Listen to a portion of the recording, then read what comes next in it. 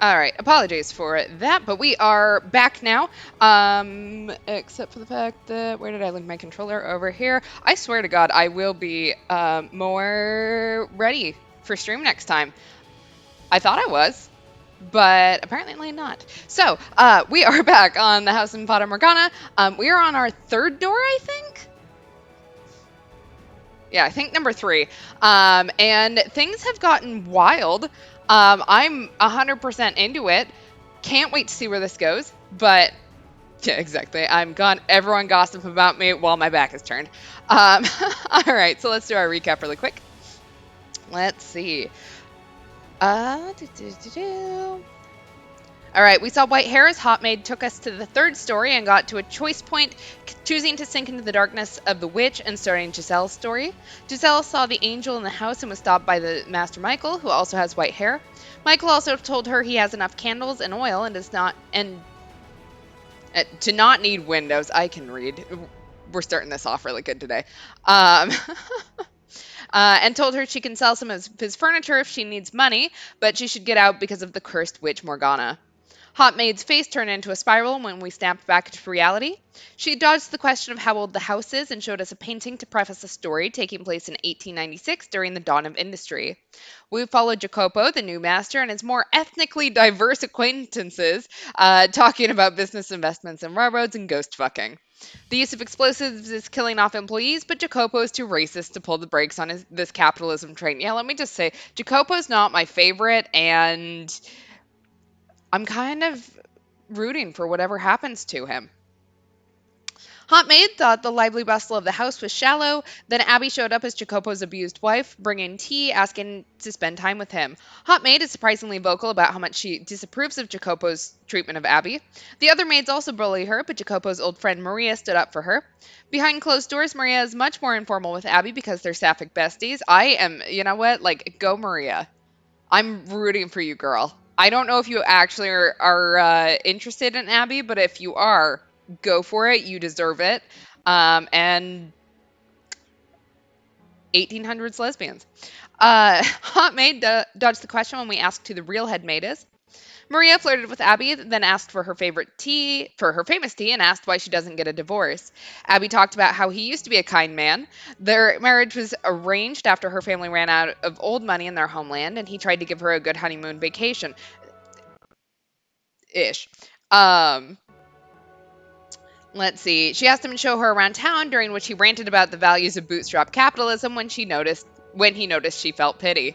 Jacopo got drunk at a restaurant and talked about his world domination ambitions to bring glory that his homeland lacks. He gave her some kind of zoetrope thing that she was entranced by from the Photoshop. Later, Maria pranked Jacopo with a scary story about a skeleton and talked about the statue of Archangel Michael from when the house was a chapel. Abby found the white rose in the garden that she restored, and Hot Maid explained to her about her past lives from the previous two stories. Jacopo hates the flowers and had them destroyed to make room for his business stuff, because he's a fucking asshole. Maria gave her a pep talk since this was especially hurtful, but she clung to hope. Then they danced in the hall with vanilla perfume while no one was looking, lifting her spirits until her frailty slowed them down, and Jacopo barged in on the moment and yelled at them. Yeah, so right now I'm hoping something horrible happens to Jacopo. And yeah, that's where I'm at right now. Let's see. Yes. Let's go. God, I always hate that like these weird random noises. It's a very wild idea to do. Oh, that's right. I forgot how much the music in this part though is a banger. Okay. The next morning, Jacopo stood alone in the den by the billiards table. He appeared to be rather agitated. His face was twisted into a frown, his pointer finger tapping restlessly against the hard surface of the table. Evidently no longer able to stay in one place, he paced a circle around the table, then swiped up a rack and a cue, setting up a game of 9-ball. I am not intimately familiar with the ways by which men entertain themselves, but in truth I was bewitched by the sight of him leaning over the table. It almost seemed as though a steel rod ran straight from his shoulder to the tip of his outstretched finger, upon which the cue was secured by another finger looped over it. With a smooth, flowing motion, he thrust the cue forward slightly, pulling it back and repeating the process once more, before ramming it into the cue ball, sending it rolling into the diamond of colored balls. A chorus of clicks and clacks emanated from the center of the room. Balls collided with one another and ricocheted off the cushioned walls, a few landing in the pockets situated around the edge of the table. Jacopo appeared to have accomplished this with little trouble, but I imagine merely striking the cue ball with the stick would be rather difficult for someone inexperienced. But despite his accomplishment, it seemed to only exacerbate his agitation. I will say, I agree with you. The masters of the house do just keep getting worse. Like, Mel, there was nothing really wrong with Mel except for the fact that he was a kid that didn't really know what he wanted. Yukimasa, uh, man was a beast, but then he was just really mentally ill there at the end. And Jacopo is just the worst out of all of them, which is pretty sad when one of them was literally a murderer. Lousy positioning, he muttered, though I hadn't the faintest idea what he was talking about. What should have been a game for his enjoyment, he went about with a constant look of exasperation. I suspect he was using it as a way to blow off steam, and as a result, the tension in the air was palpable. I felt it would be improper to intrude upon him, even considering my distaste for the man. There was an undeniable beauty in every motion he made, every perfectly audible clack of billiard balls bouncing off one another. It was an enchanting sight. But then, someone without the slightest regard or appreciation for beauty came marching in with a hammer to shatter it like glass. Gotta say, that was pretty impressive. A man leaned against the frame of the open door. He was neither a resident nor worker of the mansion. The man's face was covered in scraggly stubble, his body draped in grime-caked garments. His eyes were sunken so deep it was as though I was looking at a fleshless skull, though there was a feral glimmer in them. Needless to say, he was not prim and proper. How long have you been there? Not long. But man, I can't help laughing. You were completely in your own world there. What do you want? And why didn't you send a maid for me? Don't be such a hard ass. We ain't strangers, man. Why should family have to go through the maids to see you? That just ain't right, brother. Your door should always be open for family. Oh, lovely. We're gonna find out that, he also comes from a piece of shit, so... Yeah, Hot Maid does seem to interject her opinions a lot on this one, and I don't know if we're noticing it more because she dislikes him, and the other masters she didn't mind. Though, if I remember correctly, like in the last one, she said that it wasn't really her place, I guess, to pass judgment. So, I don't know. I don't know what's going on with Hot Maid. The more we get into it, like the more I sit there and go, am I missing something about her? Enough. I'm not your family. We're bound by something even stronger than blood. By our family, our Koska. Don't. You only ever bring up the Koska when it's in your interest. Ooh, scary. Come on now, what happened to you, little Jack? Where'd the little boy who used to call me Uncle Tommy go? Don't you dare use that godforsaken name. Get the hell out of my sight. What in God's name are you doing here? The man hailed from the same country as Jacopo. They had a peculiar relationship. Though they were not blood related, he referred to Jacopo as family. They came from a sunny island in the Mediterranean Sea, a place of many unique customs, and an entire underground society. Koska was a word that originated from and referred to those underworld families.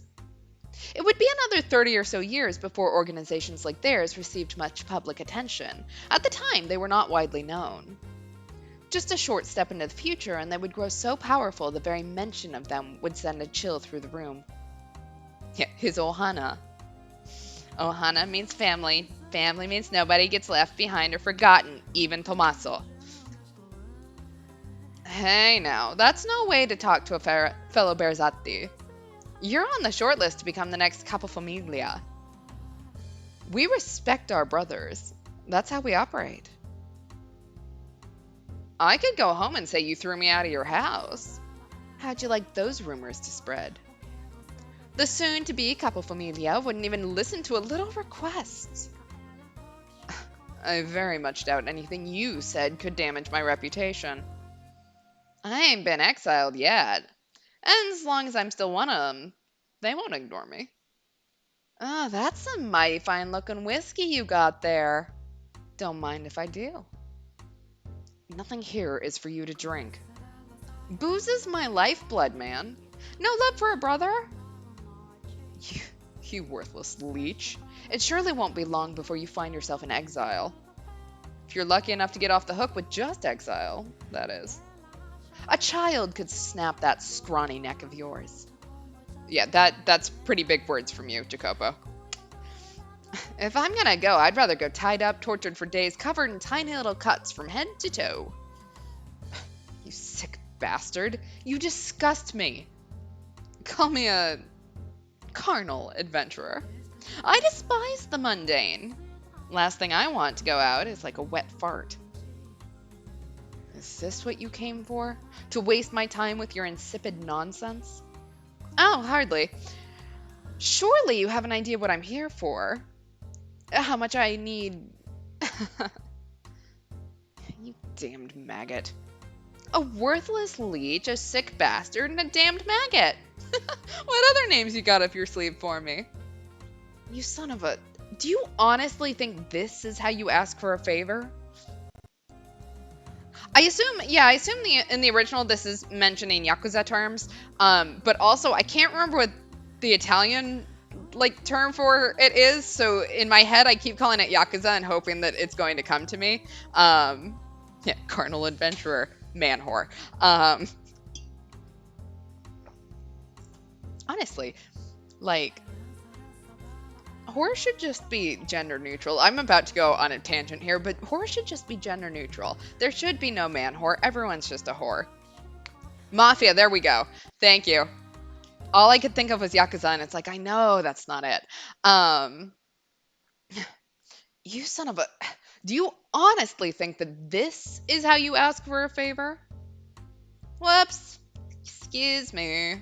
I beg of thee, O esteemed future Capofamilia.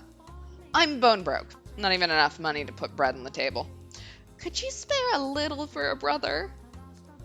You brought this on yourself, I'm sure. I hear more than enough stories about you, and hardly any of them pleasant. Drinking, gambling, debauchery. I'm humiliated to be in the same Costco as you. You want to make money playing? You gotta learn the game first, says the worm who played himself into oblivion. Now, do you honestly believe I'll give you anything? Ah, but you will. You got no choice. Costco rules. You're required to help a fellow countryman. Especially considering how few of us there are stranded on this colossal landmass. You won't even notice the money's missing. It ain't because you can't, but because you don't wanna. But Jacopo, being a tight ass does nothing for you. Me coming to you for help keeps your good name clean. That's the thing about being boss. You quietly keep little shits like me out of trouble, so that trouble don't come raining back on you. You do not seem to understand your place. Rather than lecturing me, you should be on your hands and knees, begging and crying for my help. If that's what you want, I'll gladly comply. Happy to kiss your boots while I'm at it. Don't even think about it. Know this. There won't be a second time. I will be reporting your conduct to the family back home. I look forward to seeing how they deal with you. Just try to have a little mercy, would you? Hey, is there a maid around? It doesn't matter who. How may I serve you, master? Get a single stack from the safe. Here's the key. It goes without saying, but don't touch anything else. Give the money to that man as you're escorting him out the door. As you wish. Is that all you needed? Yes. Now get to it. Very well. Excuse me. Yeah, don't be a snitch. Oh, interesting. A Cosca is a Sicilian mafia clan. Well, well. That's one looker of a maid you got there. You touch hot maid, and I will end you. I don't care that this is a flashback. But there's something, I don't know, eerie, strange about her. Fancy that. We agree on something. How long's she been working here? Couldn't tell you. As I recall, she came with the house. That seems awful.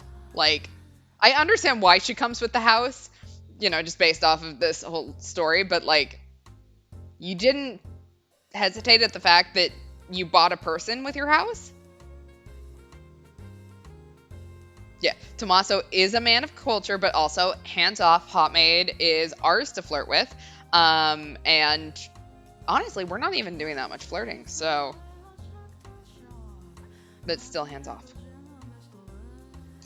Is that the kind of woman you fancy? A gal you can't read will always be interesting. Is that so? Now that he mentions it, how old is that woman? Though, I suppose it doesn't much matter. Oh, yeah, Jacopo. One other thing I wanted to talk to you about. What is it this time? And if it's more of your blather, I will shoot you dead where you stand. No need for threats. This one's about your, better half. What about my wife? Well, to put it simply, yeah. She came to me asking for advice, looking a little distressed. Oh, poor Abby. Poor Abby's about to get in trouble. Exactly. We can't flirt with her because we still don't know who we are. We also don't know who she is.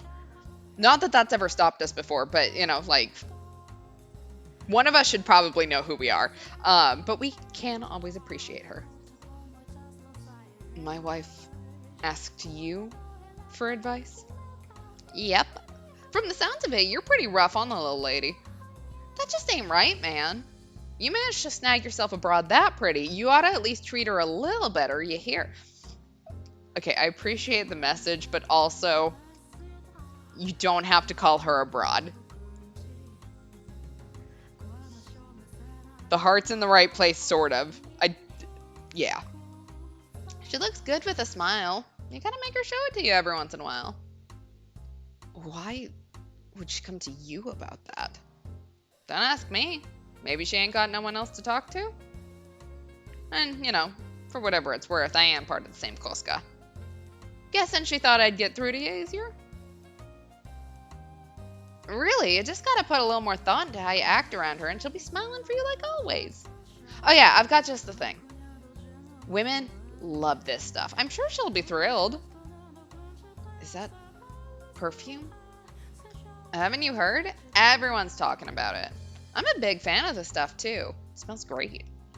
Pretty girl smiles at you wearing some of this. Any man be in love in an instant. Oh no. Please tell me that Jacopo is not going to think that this is who Abby was going to meet. It was a fair attitude for its day. I'll give him that. It's kind of like that. I don't remember who sings the song, but it's that song, "Sexy Bitch." He's trying to think of a word to describe this girl without being disrespectful, I think is the line. And that's what he comes up with. So, you've never given her nothing fashionable before, have you? May look just like scented water, but you can't let that fool you. Go on, give it to her. You like a nice smelling lady too, don't you? A little bit of scent can give a different flavor to your nighttime excitement. Vanilla. Well, I've said my piece, so I'll be taking my leave. Don't want to keep your maid waiting too long and get on her bad side. Hold on, Tommaso. Why would she... Make it last. That's all the advice your Uncle Tommy has for you. Ciao. Wait, Tommaso!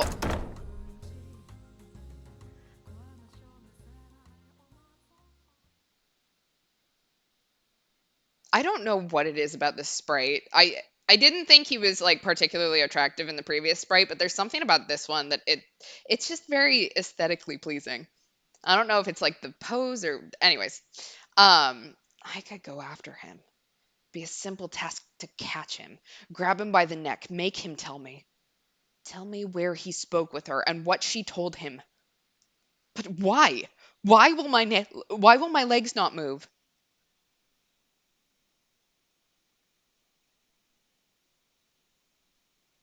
Oh, interesting. So, like how one of the infamous censored 11 cartoons is banned for featuring racist black caricatures, but was made specifically to give black musicians a foot in the door of the animation industry and showcase an appreciation of black music. I did not know that. Interesting. Asking him for advice, fashionable perfume, her smile. She looks good with a smile. She'll be smiling for you like always. That can't be. She hardly ever smiles around me. But she'll smile for him? Yeah, because he's not being a fucking asshole, man. Like, I hate to say this, but women are not that hard. At least when you start getting, like, here, when you go, wow, she never smiles for me. Maybe it's because you're an asshole.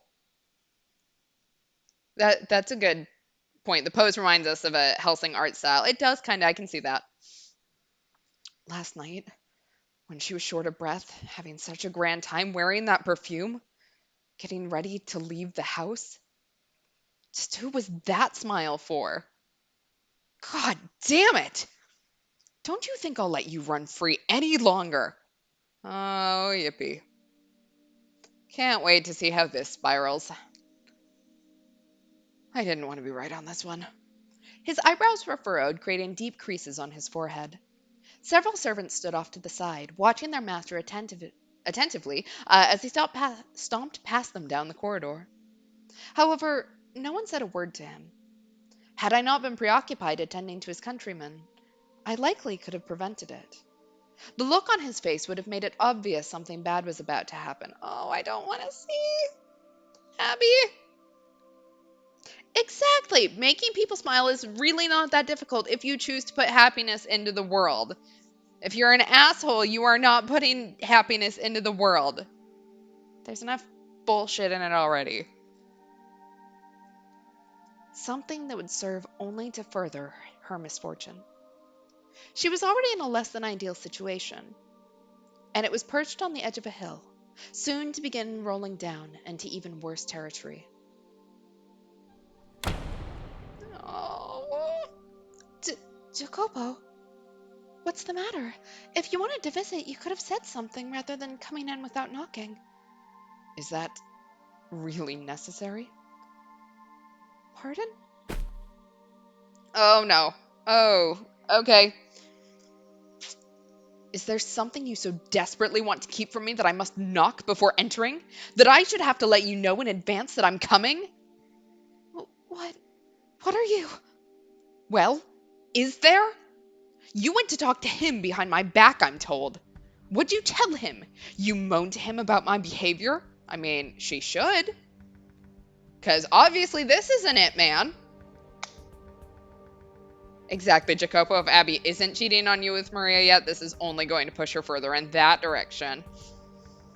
That hurts. You told him I'm rough with you? You cried on his shoulder because I'm not nice enough? Him, of all people? But wait, Jacopo, you're mistaken, let me... Silence. Not a word, not a single godforsaken word. The only thing that comes out of your mouth is excuses, lies, and fabrication. You put on this sweet, innocent little girl act, but what's really going through your head? Maybe I should just rip that mask off your face. Stop, Jacopo! You look down on me, your nobility, and I'm just a nobody who married into it. Oh, great. But if you feel bad about yourself, just get better. Don't take it out on everyone else. No, stop. Let go of me, please. When did it start? How long have you been seeing him? Who else have you been seeing? Covering yourself in fashionable perfume and smiling, even though you never smile around me. Yeah, I can see that the red jacket and hat make him look like Alucard too. Please, let me go. I can see it in your eyes. He's just a worthless commoner. Why would you think that? Why will you not listen to me? Silence. It's all your fault. Every last thing. I tell you not to leave the house, but you do. I tell you to do as I say, but you ignore me. Every last thing you do drives me mad. It's almost like she's a human being with like actions and free will. I don't have time to right now to deal with this, to rack my mind over you, over a woman. I don't have time for it. Why do you not do as I say? Do you not have enough already? Huh? Will you not be satisfied until you've taken even my arms and legs? I mean, she should at this point. I think it's Abby's turn to have a psychotic break and to start killing people. Yeah, let me just say this is legit getting uncomfortable to say, so I can imagine it's getting uncomfortable to hear as well. Um, so hopefully this scene ends soon. We'll just put it that way. I've given you money, clothing, everything. You have an incredible life. Look around you. That life of luxury you and your parents wanted, it's right here. You have it. What more could you possibly want? Why do you insist on being unfaithful? Faithful? You think that what I'm doing is unfaithful to you? How else should I describe it? You leave your room despite my ordering you not. Oh my god, man. Is her room a prison? Like, don't think I don't know. How does Trifles end? Does it end with death? Because I could go for that right now. I want the beast to come back suddenly. So, and he is just in this asshole, not who I want him to be in. Don't think I don't know. When you came to the den the other day, you had your eyes on the other men. Oh my god. No, I did not. I had no such inclination. Enough. Not another word from you. I have no interest in your excuses. If that's how you're gonna act, then say goodbye to your freedom. What freedom? You're forbidden from leaving the mansion, or your room for that matter, or even speaking to the servants. No, Maria. Oh, I know what I'll do. I'll make you a new room. Too many people come in and out of this one. It'll be somewhere quieter, out of the way. You like the garden. How about I put it there? If you leave that room without my permission, this time I'll kill you. Why? Why will you not listen to me? Jacopo, the master of the house, likely loved the white haired girl. That is what I saw in their exchange. Really? Where did you see that? Because I didn't. Normally, love is supposed to be a sweet, warm, wonderful emotion. It makes you care for, value that person even more than yourself. But it was the exact opposite for him. I never knew that love could be such a painful thing. Oh, I love that. So it ends with the women solving a murder and deciding not to rat out the culprit because the victim was her abusive husband who totally had it coming. I was thinking more like Murder on the Orient Express, where they all decide to murder him and then just all pretend that they didn't do it. But both of these end in murder, so we're on the same track. How did his love end up so twisted? What did he expect to happen by confining and abusing the woman he loved? Perhaps he was conscious of that. To be human is to sometimes find oneself driven by uncontrollable internal impulses. A few days later, Jacopo dragged the white haired girl from her chamber and led her outside. Okay, you can have an impulse, but generally impulses don't last several days. So you generally don't make an entire room in the garden. So, ooh, that's interesting. So, Trifles was adapted into a movie titled A Jury of Her Peers. I like it. The garden she had once loved was now a thing of the past. It had become a dreary space, nary a rose in sight, and being taken there did nothing to improve her mood, only sadden her further. The cold gray piles of metal freckling the barren earth seemed to mock her. Her husband led her, the lady of the house, to a shed that had been repurposed into a Spartan living area. She begged and pleaded, but Jacopo would not have it. He shoved her into the sad little shack and locked the door. Okay, Maria, we're gonna need to do a jailbreak. I'm so glad that I didn't have a jump scare there.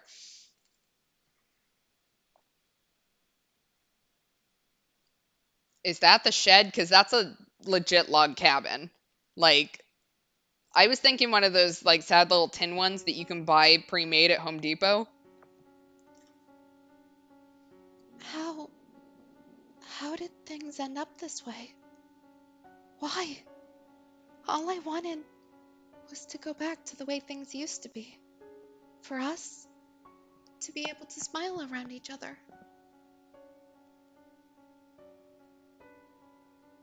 It had been several days since Jacopo had locked her in the shed, and her day-to-day life was only growing more arduous. She was under constant surveillance. The door was only unlocked to deliver her meals, 3 times a day. And despite what an unfortunate situation their employer's wife found herself in, the maids chattered and gossiped and giggled freely. Not even in the shadows, out of her presence. The tactless young maidservants whispered directly to the white-haired girl when they brought her meals. Look at you, madam, caged away like cattle. I could almost hear the sound of cracks forming in her heart. I imagined she had gotten to the point where she was having difficulty merely holding herself together. She had done nothing wrong, and yet she was forced to live this life of insults and mockery, of ridicule. The only reason her tenuously held together spirit did not completely shatter was because she still had her one and only ally. The maid Maria volunteered to attend to the white-haired girl. Maria took over the duty of delivering her 3 meals, meaning the other maids stopped coming by. And that relieved the white-haired girl's mental and emotional stress considerably. Maria became her sole conversation partner, her sole companion. She did not leave as soon as meals were finished, instead remaining in the shed with the white-haired girl for some time. There we go, Abby. Look for a shovel in the shed, dig a hole out, and make your way to Japan. Rewrite your own path or something. I don't know how this works. So, madam, how about a funny story? I flubbed up pretty hard the other day. You want to hear about that? So, a couple days back, I didn't get enough sleep the previous night, right?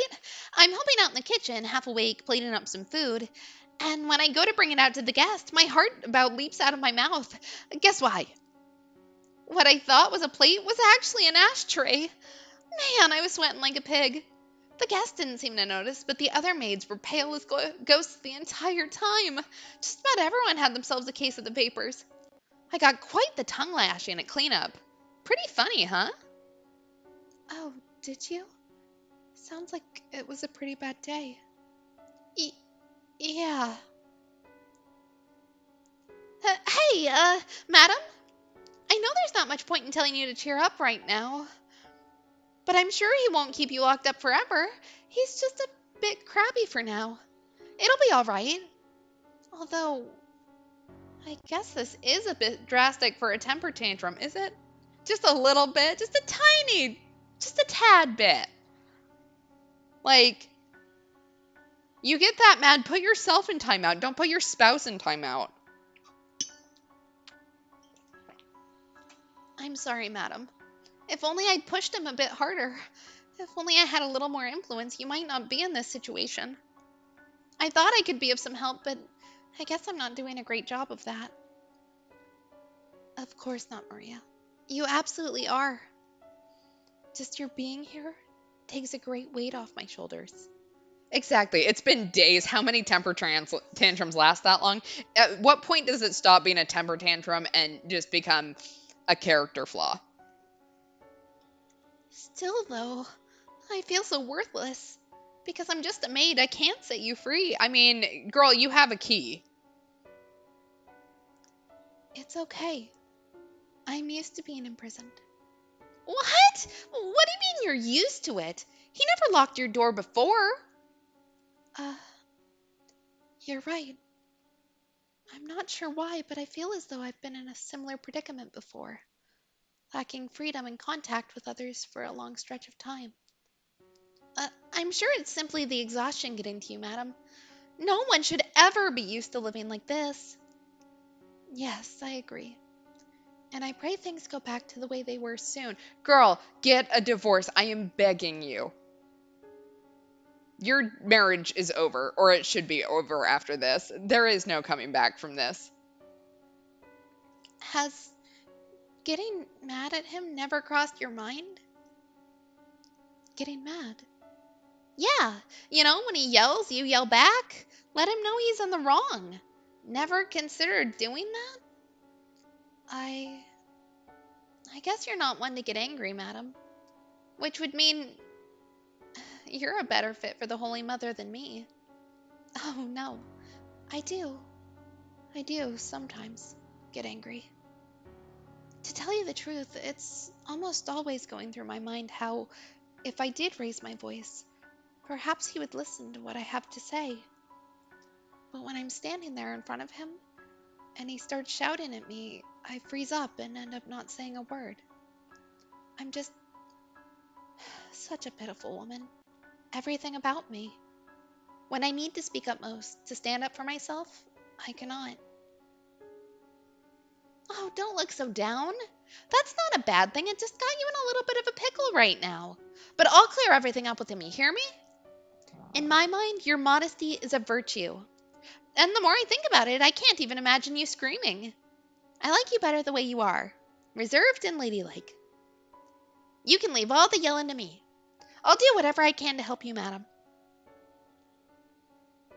Were you able to clear up his confusion about the night when we were dancing? Oh, about that.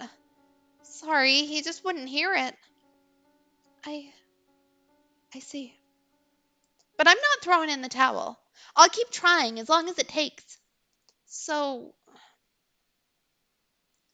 say, Maria, could I perhaps ask another favor?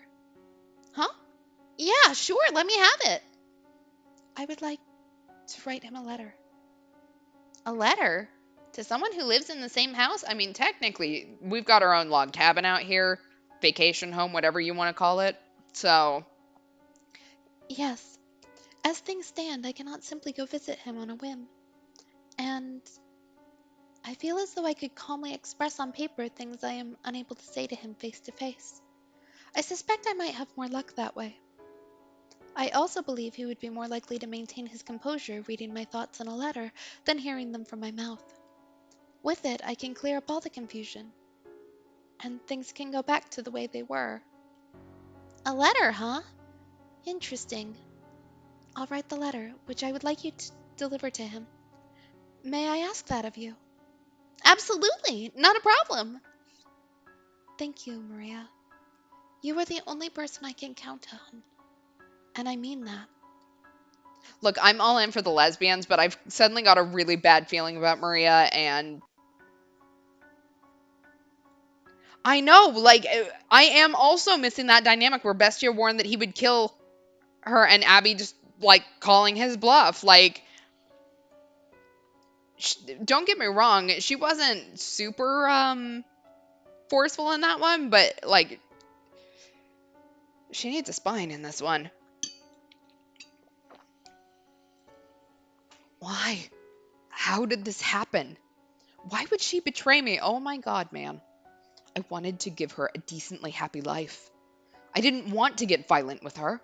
Yet when I saw her face, when I heard what she had to say, what? You didn't listen to her, man. I couldn't restrain myself. I guess what it comes down to is that no matter how you dress it up, I am still a Berzatti. There was never any way for this bloodline to give that girl happiness. God damn it. Why am I fretting over this nonsense? And I'm supposed to be the future head? Huh.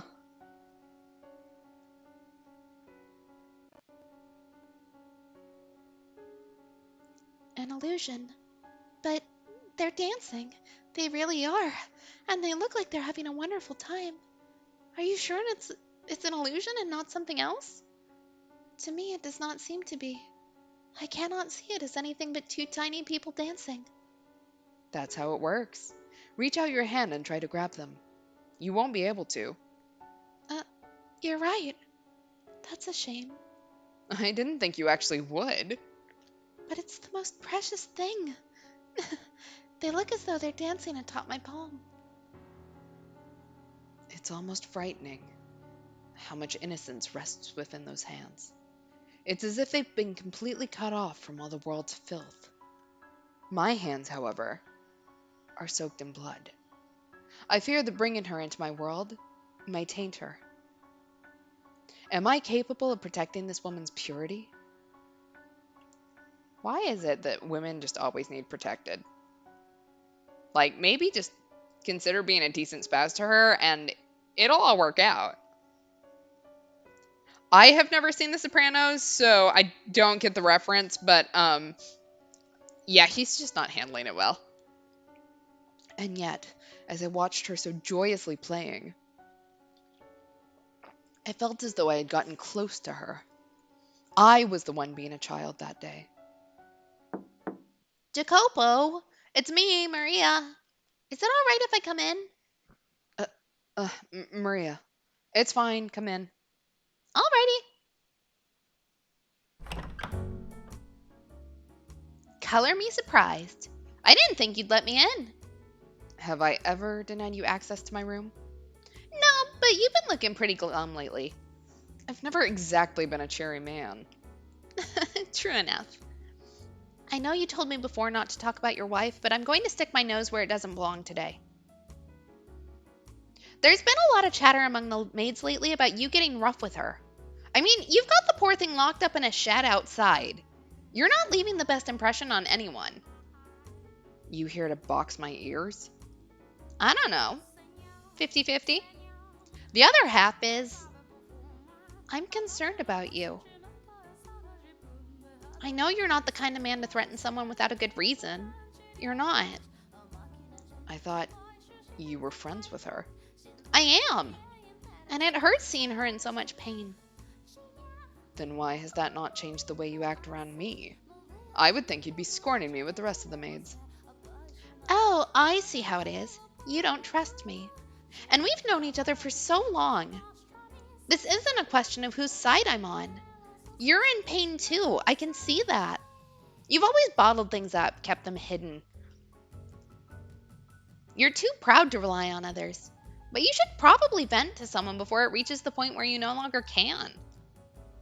Say, Jacopo, do you remember the promise we made a while back?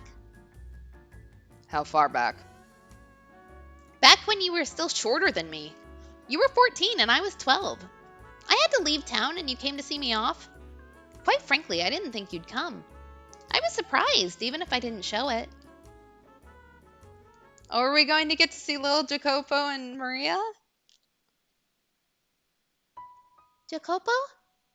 I don't know why I thought that was what a 14-year-old sounded like. That was more a 6-year-old, but that's okay. Where's your dad? Or are you here alone? He didn't even tell me. Uh, There's no reason you have to leave town. My old man says the Campanellas have more power. I should be the one leaving. it's not that simple. Grown-ups have a lot to consider. So don't give me that look, Jacopo.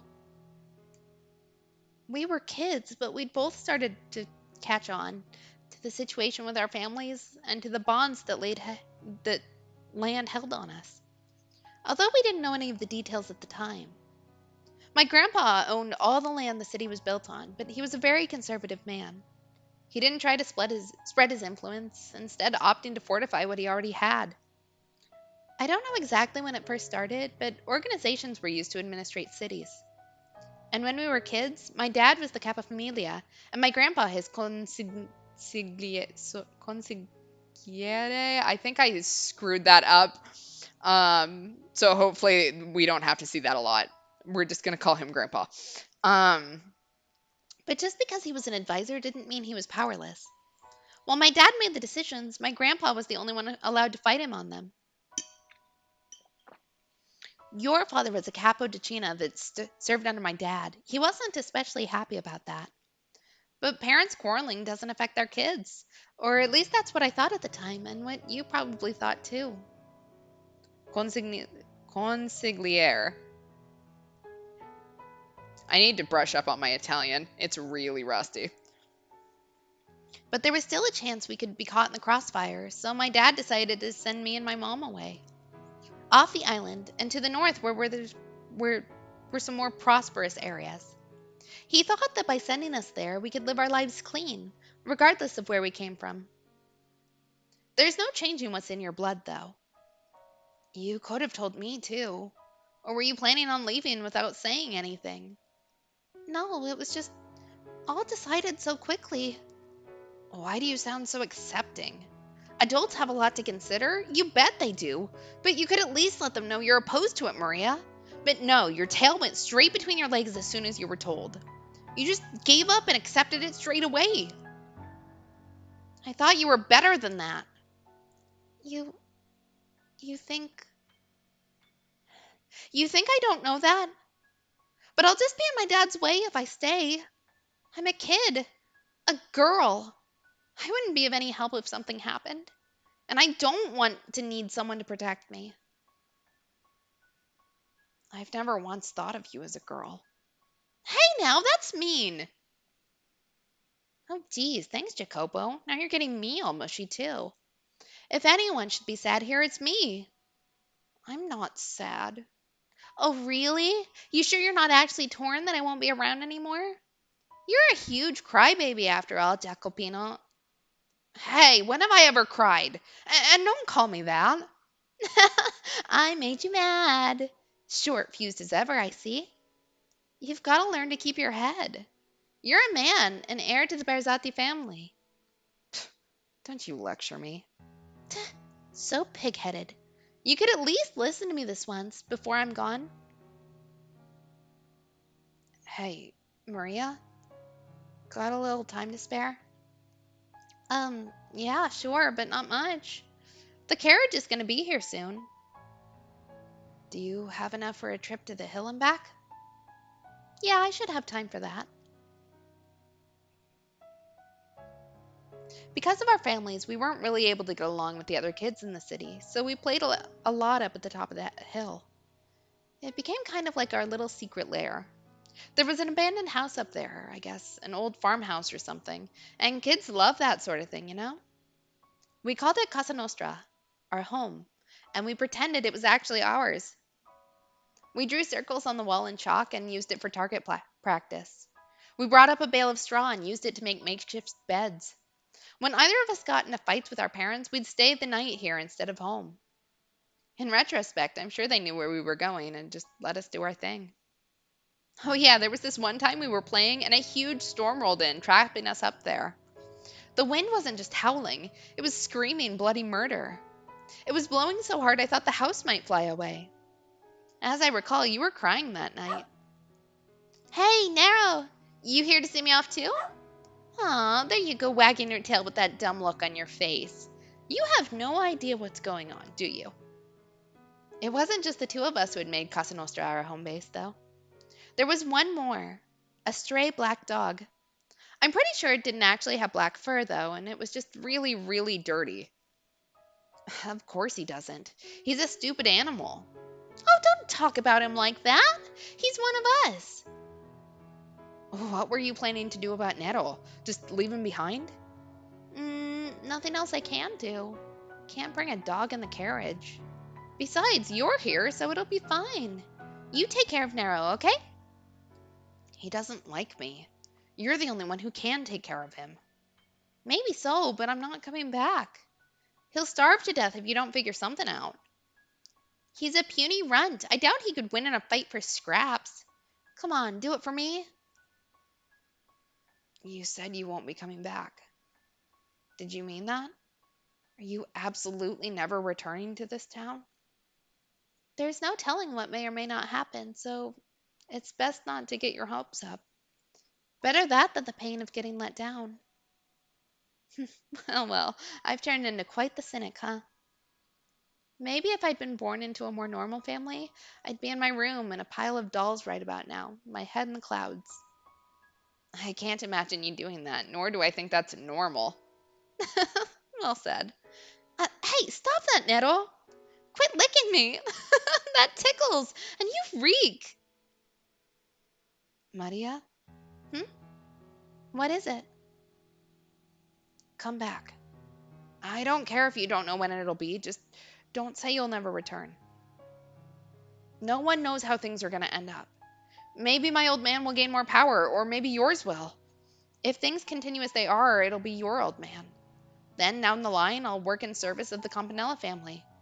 And that's just fine by me. But even if that's not the future that lies ahead, I promise I will make a place for you. So, Maria? Question. Do you have a crush on me? What? Kidding. I'm just kidding. No need for a conniption fit. I was just playing around.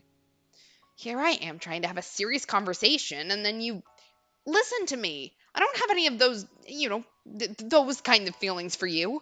I consider you a lifelong friend. My one and only friend. Oh, that's why I came to see you off, and that's why I'm telling you this now. Whether you're a girl or a boy is irrelevant. Friendship lasts much longer than something so fanciful as romance. Am I wrong? Don't laugh, damn it. It's humiliating. I'm not laughing at you. I'm laughing because I agree entirely. Yeah, we've always been on the same page, Jacopo. Maybe we did fight a lot, but there wasn't one we didn't get through. No one else understood just how lonely it was, wearing a mask for all the other kids, trying to fit into their happy little circle. We couldn't afford to be found out after all. Neither of us had any real allies, except for each other, of course. Nope. I'm glad I got the chance to play with you. If you hadn't been there, I probably wouldn't have bothered caring for Netto either. It was too funny watching him chase you around. You are a sick girl, Maria. So, hey, Jacopo, this place will still be Casa Nostra even after I leave, right? You won't do anything to it, will you? Of course not. This is our home. That was always the plan. Right. Thanks. Though, you being all nice is kind of creepy, Jacopo. It's not going to start snowing, is it? How rude. Well, if you're gonna be like that, I'm not sure I want to give it to you. Huh? Give what? A present? You should have said so earlier. Gimme, gimme. You don't have a shred of tact, do you? Nero was the Roman emperor in charge when the apostles Peter and Paul were martyred and executed. Coincidence? We'll find out. What's it matter? Come on, what'd you bring? Let me have it, soldier. Oh, Maria, consider this a temporary parting gift. You'd been wanting one of these for a while. Hmm? Oh, is that a cartridge? From a Colt Navy? No way, did you swipe it? I'll probably catch hell for it too. Wow, this is amazing. I always wanted to get my hands on the real thing. This is from the one hanging up in your house, isn't it? The one your dad was bragging about? They just started selling them this year, and it's ridiculously hard to get your hands on one, or so I hear. Man, guns from the New World are something else, all right. Just imagining the moment the hammer comes crashing down on the back of this sends chills down my spine. Are you sure you're a girl going crazy over a bullet cartridge? What's the big deal? I like what I like. You'll get in trouble if you don't put this back, though, won't you? Don't worry. I'll return it when you return. And I won't tell anyone I gave it to you. Okay. Well, I guess I'll take you up on that then. Thanks, Jacopo. It'll be my treasure. This goes without saying, but don't you lose it. I'm giving it to you as a symbol of our friendship. No matter how far apart we may be, or how much time may pass, or how things play out with our families, we will always be friends. That cartridge symbolizes that promise. It's a promise, Jacopo. Our families may outwardly hate each other, but I'll always be your friend. Always be on your side. And don't you ever go back on those words. I swear upon this glorious cartridge, this historic land, and the names of my ancestors, I shall not make myself a liar. I trust you, Maria. We'll meet again. It may be many years from now, but that won't change a thing. Our friendship will never fade. Ooh, there we go. Like an actual Chekhov's gun that's going to end with Maria shooting him with the same kind of bullet. God, you were adorable back then. And short to boot. But now you've hardened so much. I was flabbergasted when I next saw you. Dressed all fancy from head to toe. You'd become quite the smug little bastard, I'd thought. You sure weren't that little kid anymore. You have quite the memory. Well, yeah, I don't forget my promises. And I'd never forget I'd said I'd always be on your side. The question is, did you remember? I did. I remember every word you said that day. And as I said, I left Casa Nostra as it was. Though it is quite some distance away now. I imagine if we went back and did a little work on it, we could have it looking just like old times. My dude, stop doing what you're doing. Go back with Maria, rebuild Casa Nostra. This could all end so much happier than whatever the fuck is happening right now. And Nero? About a year after you left, he suddenly disappeared. And just for the record, I did take care of him as you told me to. I'm guessing he got into a fight with another stray or something. I searched, but could never find him. Well, it has been more than a decade. Not everything's going to be exactly the same. You, however, haven't changed a bit from the girl you were all those years ago. Neither of you. Sure, you seem different on the outside, but at your core, I believe you haven't changed at all. Still the same old Jacopino. Could you not call me that? I have changed quite a bit, unlike you, and I am well aware of it. Exactly. If Jacopo hadn't become such a monster, this could have been a perfect little throuple. Like, we could have had it all. Say, Jacopo, do you consider me supportive? Of everything you could have said, of course you are. You're constantly supporting me, past and present. You are proof of the existence of a kind of friendship that can transcend gender, blood, and any other such distinctions. I mean, my dude, you also employ her, which doesn't really scream friendship to me, but... You know, it's honestly kind of bizarre seeing you without a stick up your ass. Wow, harsh words. Come on now, hear me out. You almost had me blushing there. Anyway, before you put that stick back up there, tell me something. Am I still your only ally? You are. Of everyone in this mansion, I'm the only one? Yes. If she would at least have a little more... The madam? I didn't actually intend to treat her like that. Believe me, Jacopo, I know. I mean, from a girl's perspective, what you did is pretty awful. I mean, from anyone's perspective, it was pretty awful, except for Jacopo's. I don't know how else you spin that, but... But hey, I'm not a girl, according to you anyway.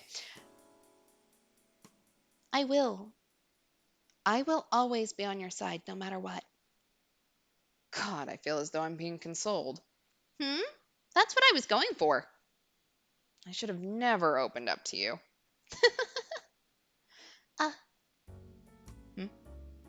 Hey, now's probably not the best time to bring this up, but I have a letter.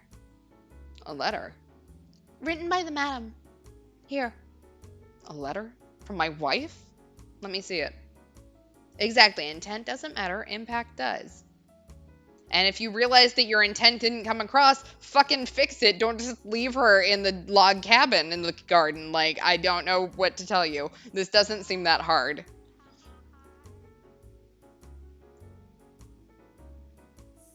Either this is the world's longest letter, or he's a really slow reader. What the hell am I reading?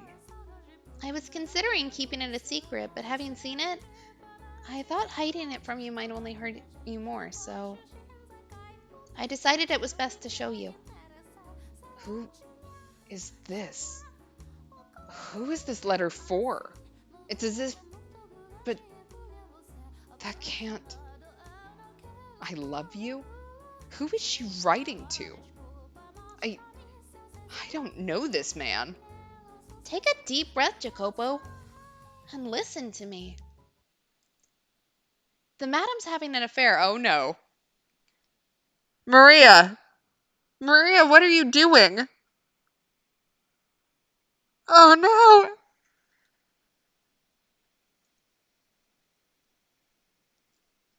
I knew that the betrayal had to be coming, but also, oh, ow. I haven't changed a bit. If you seriously believe that, then I've got news for you, pal. Anyone who acts exactly as they did in the past is doing just that, acting. Much like I do around you. Our friendship will never change? What a fucking joke. You picked the wrong girl to put your trust in, and they call you astute. Can you taste the fucking irony? Well, that just makes things easier for me. But my god, it's suffocating playing the good girl. That stupidly cheerful little ray of sunshine, Maria. Ugh, sickening. On the other hand, the payoff is fantastic. I know that if you've watched the stream for very long, you know that I love fucked up female characters, and the euphoria has started. I'm so excited. Come on, Maria, let's do this. I can't stop. God, watching him lose his cool was incredible. My sides hurt just thinking about it. You're saying, you're telling me she wrote this? Who else could have written it? It's in her handwriting. Why? Why? Why must she continue to betray me? I know I feel stabbed in the back, but also I really love this, and I'm hoping that like this is her trying to, I don't know, do like some mafia comeback. I don't know where this is going, but I love it. Has she not taken enough already? What else could she possibly want from me? I told her to stay away from my gatherings. I had the rose garden torn down. And yet still, she finds other men. Yeah, you know, when you don't incentivize like looking elsewhere, tearing down things she loves is probably not the way to make her go, wow, I actually still love my husband. I warned her, told her it wouldn't happen again, that if she betrayed me one more time, I'd kill her. Jacopo? Out of my way, Maria. I have to talk to her. Ask her about what this letter's about, who this man is. And depending on how she answers, I may have to... Hold it, Jacopo. Calm down. Silence. How am I supposed to stay calm right now? Neat, thank you for the raid. Welcome. Listen to me, relax. You try to talk to her right now and you aren't going to get anywhere. You're aware of just how frenzied you are, aren't you? Besides, you think she's going to tell you the truth even if you do manage to ask? Of course not. She may look all prim and proper, but that's not the real her. I don't think she's a bad person, but... Not a bad person. The woman who wrote this letter to another man. She crossed the line, you hear me? I agree with you there. She's gone too far with this letter. But remember, she's your wife and the daughter of a noble. You know exactly what'll happen if you lose control of yourself and do something to her. It's not gonna look good for you.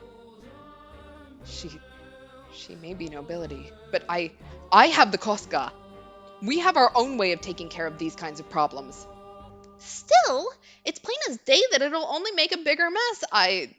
We are getting manipulative, Maria, here, and I'm loving this. Let's go, let's go, let's go. No one else knows about this yet. Are you telling me to act like nothing's happening? When she so blatantly disrespects me? Jacopo, could you let me take care of it? We are playing a truly incredible game. I'm loving this. I'm so excited. And thank you for passing that along. I think I still have our comment things a little too high, but thank you. I'm friends with the madam. You know that. She'll listen to me. So I'll make sure it gets through to her. Just how much you care about her.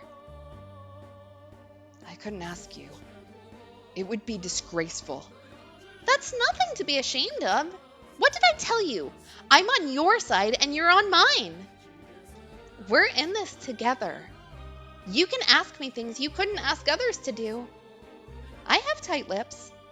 Anything you ask, I'll keep absolutely under wraps. Damn it. You're right. Yes, you're right. I'm well aware that I always lose myself in her presence. If I try talking to her now, I probably will do something rash. Yes. I'll make sure everything works out. Got it? You and the madam can go back to the way things used to be, so you don't have to suffer anymore. I'll take care of it. I'm the only one who understands your pain. And I'm the only one who can help you out of it. Maria. Oh, don't make that face, Jacopino. Thank you, Maria. Please, let her know that even if she is seeing other men, and even if she does silently mock me for not being of noble blood, that I still love her. That I don't want to raise my hand against her. Yeah, something tells me that is not going to be what is communicated. I cannot wait for this. Yeah, Maria the Puppet Master, everyone dances to her tune. She has, in theory, like, no power as a maid, but oh my god. I'm thrilled. I'm so happy how this is going. You love her? That's a riot. You're too busy chasing your stacks of paper. You don't have what it takes to truly love a woman. I will say, though, I was surprised you lost your head that badly. Quite the little crush you've got on her. You could just sit down and talk to her like a rational human being, and presto! All your problems would be solved. But you can't even manage that, which is why you're in this predicament. Once you're convinced of something, Jacopo, you never let go of it.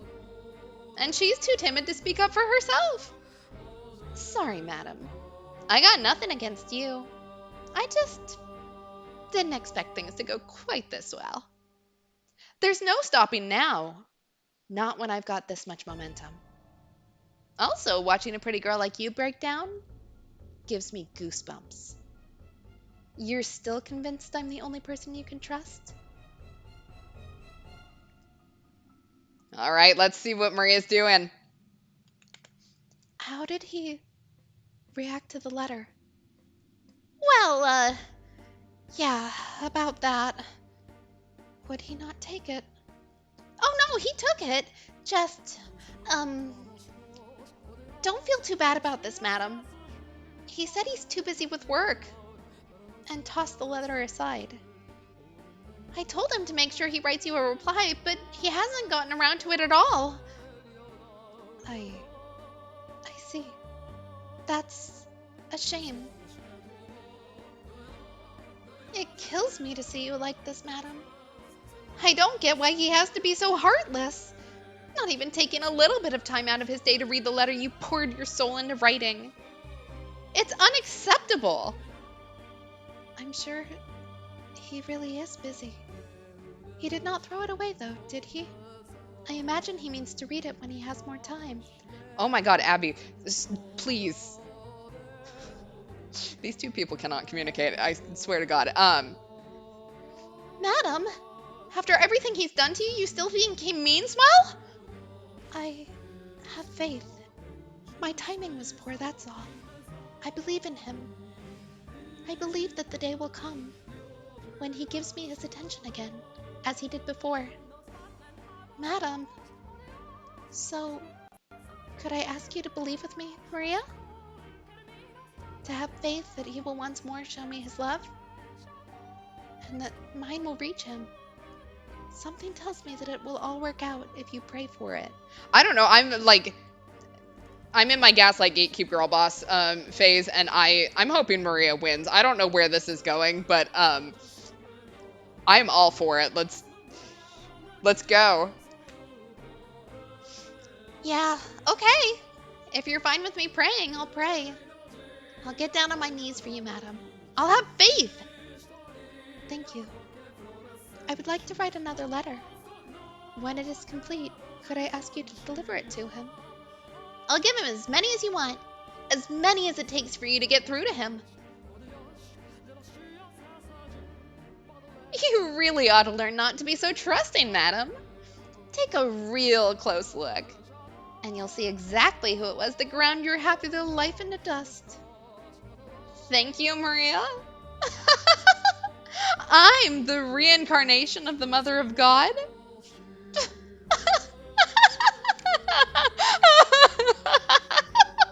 Oh God, I can't hold back the laughter. This is a stage of my own creation. We didn't have enough actors, so the playwright had to take on a role herself. But that only adds to the excitement. Yes, this is all my masterpiece. You're just ignorant puppets dancing to my tune. From the first shot to the last, blind to whose finger is sitting on the trigger. Listen to me, Jacopo, and try to keep your head. I saw the madam meeting with another man behind your back. You know the arch in the rose garden? The far side's out of sight from the mansion, making it a perfect place to hide. I saw her back there. From the looks of it, the madam's having her meetings with one of the men who comes to your business gatherings. And they don't act like they're just friends. But just to be clear, I don't have any solid proof. So it'd be best if you didn't mention this to her yet. You wouldn't want to start throwing around accusations only to find out too late it was all a big misunderstanding. I'll get to the bottom of it, I think the madam might have her eyes on several men. Being a woman, I could tell these things. She's giving these suggestive looks, but to whom, I can't pinpoint. A lot of people come in and out of this house, after all. What? You want to keep her from leaving her room? That might be for the best. With so much going so well, it makes me think even God's on my side. They could just talk it over with one another. But they won't, and they're in deeper and deeper shit for it. You are the only one I can trust, Maria. And the timing that night? My God, it was perfect.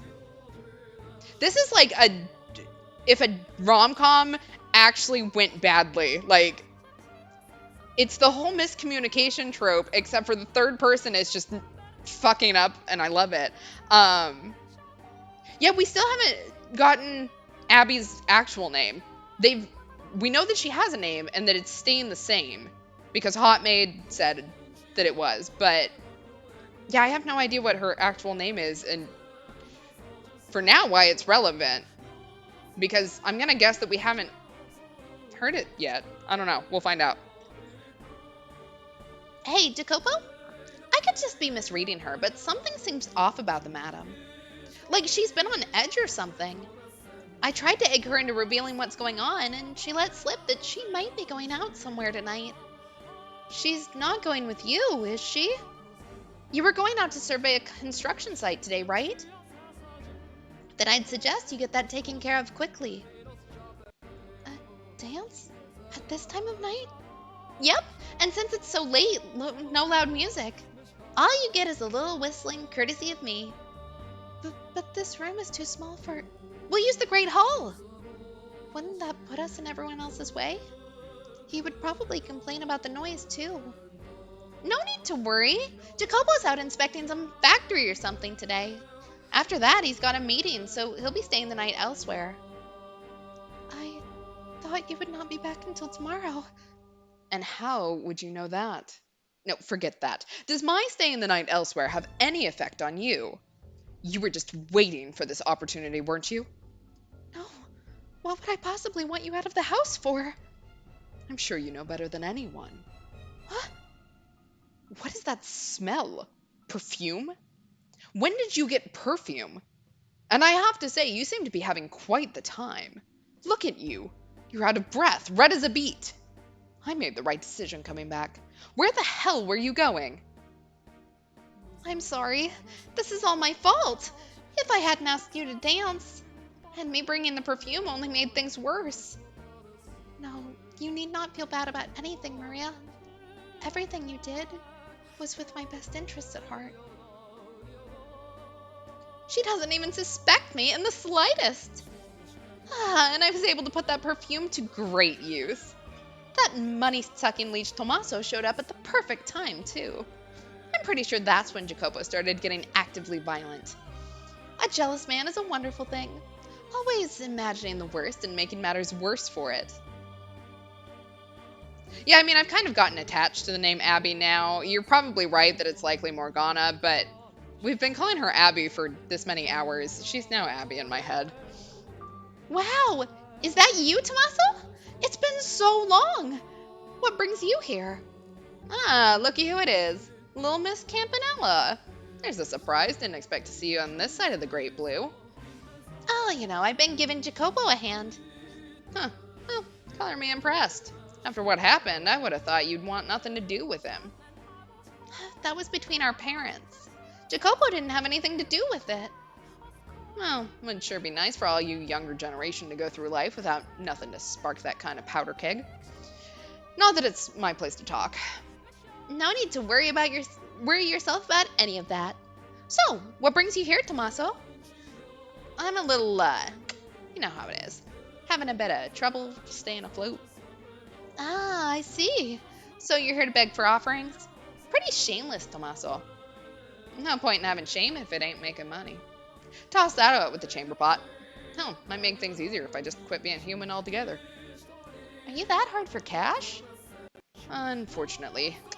Numbers were supposed to go up, but for some reason they ended up going down instead. Might be best if you kicked the gambling habit. Man, how that's like telling me to go off myself. I bet. So, say, Tommaso, maybe I could pitch in a bit too. Oh, you mean it? That'd be a huge help. There's seriously not a scrap of shame in you. However, in exchange, I'd like you to do something for me. Someone whose face needs a visit from my fists? Depending on the number, I could also possibly cut them into chunks and toss them into the ocean. Whoa, keep it clean. I'm not asking you to do anything like that. What is it then? Something a lowlife like me can do? It'll be easy. And it's nothing bad either. You're going to go talk to Jacopo, aren't you? Well, there's something I'd like you to tell him while you're at it. You know he's married, right? He can get pretty nasty with his wife, though. That's so. Sounds like she's got it rough. She does, and she's religiously devoted to him, too. I've been trying to nudge things in the right direction to get her back on good terms with him, but I haven't had much luck. And that's something the two of them should work through. Normally, yes, but it's reached the point where I can't bear to sit back and watch anymore. I don't like seeing the two of them in pain. I want to do something for them. How noble. You're pretty devoted yourself, little lady. I'm not important right now. Just doing the right thing. But the thing is, Jacopo won't hear a word of it. I figured maybe you, being a man, might be able to get through to him a little better than me. Doubt he'll listen to me either, to be honest. Come on! You used to be really close, though. And I doubt he hates you. Does he like you, though? I wouldn't be so sure about that. Anywho, talking's something anyone can do. So, what do you want me to tell him? I need you to give him a bit of a scolding. Tell him the madam came to you asking for advice, and then she accidentally let slip that the way he treats her day to day causes her grief. I've never met this wife of his before, you know. It works even better that way. She's so downtrodden she can't talk to anyone about it. She thought that maybe you, being family, might be able to help. Yeah, if this is Nellie's revenge for what happened with Mel, this is sweet, sweet revenge. She's never met you, but she's still latched onto the ray of hope. And I'm sure when Jacopo finds out she brought it up with family, he'll know he can't keep mistreating her. Things like this, they hit home harder when they come from someone on the outside. You make a decent point. Just remember, little lady, all I can do is bring it up with him. Can't guarantee it'll change nothing. That's all I need you to do. Thanks a bunch, Tommaso. Oh, right, one more thing. This is some perfume that's grown quite popular recently. Ask him to give it to the madam as a gift. If you won't take it, you keep it. Give it to another woman, sell it, whatever you want. Perfume, eh? Very thoughtful of you. Women do like getting gifts like that. Yes, we do. If Big Bad Jacopo gives her some of that, they'll be lovebirds again before you know it. I'm sure of it. Never thought the day I'd come when I got to play Cupid. Now I'm starting to get kind of excited about this.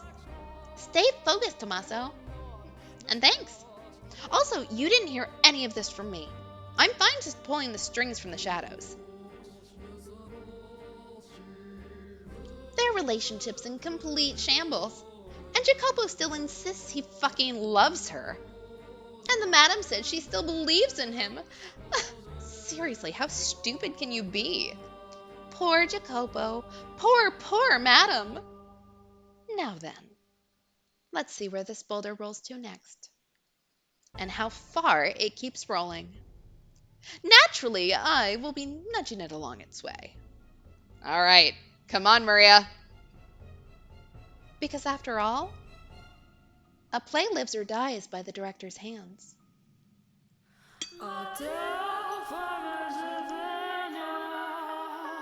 Coral jump scare again. I'm doing okay. I'm fine. Master, are you shocked? Or do you instead lament this development? I am probably not reacting the way that we should be, but that's okay. Um, I was. I was deeply sorrowful, though to a lesser degree about Maria's true intentions and more my shameful inability to recognize her machinations. At the time, I too believed that Maria was the white haired girl's one and only ally. It was not until everything had drawn to a close that I discovered the truth. Then I now know how the tale ends, you say? Yes, that is correct. Well aware that it was not the case, I told you the story in a way that suggested she was on the white haired girl's side. Oh my, I wonder if that constitutes lying to you, master. I merely wanted to present the events to you in order, starting from the beginning, when Maria's ill intentions were still veiled from shadow. I wanted you to know the same feeling of consternation I had experienced.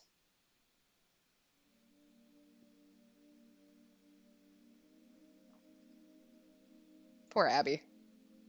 She doesn't deserve any of this. The white haired girl continued to write letter after letter. They were all addressed to her dear husband, detailing her ever persistent love for him, and her desire for their relationship to return to what it had once been. My beloved, I am sure your hands are quite full right now, but that is fine. It does not change my love for you. Do you remember the day we went out together? That was perhaps the most wonderful day of my life. I had a truly incredible time. I still treasure the gift you gave to me, for it is the one and only present I have received from you. That reminds me, Maria tried to teach me how to dance. I doubt I will ever progress beyond being laughably bad, though. It would be nice if, someday, you and I could dance together. Perhaps when you have a little respite from work, we could go out again, maybe take a carriage somewhere from a little further away. And we could dine at a restaurant more to your liking. Although, I think that the cuisine at the other restaurant was exquisite, personally. Do I, perhaps, have an unrefined palate? Maria altered the letters before delivering them, however. She changed the addressee from Jacopo to another man. She would cut away the top of the page with Jacopo's name on it, and in the space below write a different name. She could not have mimicked the white haired girl's handwriting for the full length of a letter, but Maria could make a single name look adequately similar. And it would, after all, be quite difficult to notice minor discrepancies in such a small quantity of text. Yeah, her favorite perfume, Eau de Extraconjugal. Jacopo is starting to look like he's an intern at a law firm, so that is apparently what the stress does to him. Again, another letter? Why does she keep writing these? To Jacopo's eyes, the modified letters looked like professions of love for another man. The more she inscribed of her feelings for Jacopo, the greater the turmoil grew within his heart. Even though her love was directed towards him, I can't believe what I'm reading. A restaurant more to your liking? I knew it. You have been going out with other men, all the while pretending to be chaste in my presence. I still treasured the gift you gave to me? God's sake! You have to be fucking kidding. Ugh. But I've ensured she can't leave that room. She'll never see this man again. In time, she'll let go, and so will he.